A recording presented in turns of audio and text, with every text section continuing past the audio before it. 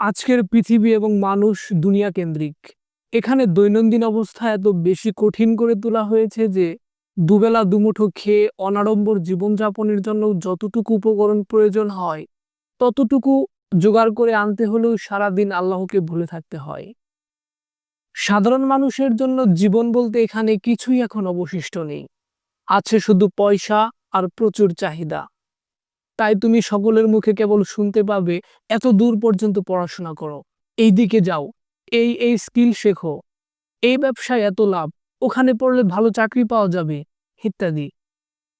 যেন মানুষকে পৃথিবীর গহ্বরে প্রবেশ করিয়ে বাইরে থেকে তালাবদ্ধ করে দেওয়া হয়েছে।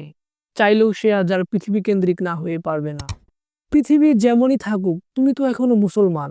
পৃথিবীর অবস্থা যাই হোক, আল্লাহ তো এখনো বিদ্যমান, তাই না? শোনো আমার ভাই ও বোন, দুনিয়াকে যেমন গুরুত্ব দিচ্ছ তেমনি দুনিয়ার স্রষ্টাকেও গুরুত্ব দাও। কে বেশি গুরুত্ব পাওয়ার হকদার বলো? রিজিক নাকি রিজিক দাতা? মাখলুক নাকি খালিক? চিকিৎসা নাকি শিফা দাতা? অবশ্যই আল্লাহকে প্রাধান্য দাও। আল্লাহ না চাইলে তোমার সব চেষ্টায় ব্যর্থ।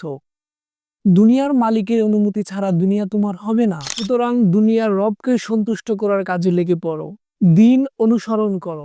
দিনের খাতিরে আপাতদৃষ্টে দামি দুনিয়ার স্বার্থগুলোকে একবার বিসর্জন দিয়ে দেখো। দুনিয়ার মাখলুকদেরকে নয়, বরং একবার খালিককে সন্তুষ্ট করে দেখো।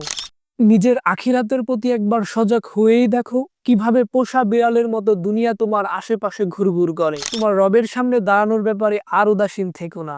জান্নাতকে ঘিরেই তোমার স্বপ্নগুলোকে সাজাও, আর দেখো কিভাবে দুনিয়াও সেজে ওঠে জান্নাতের ঢঙে।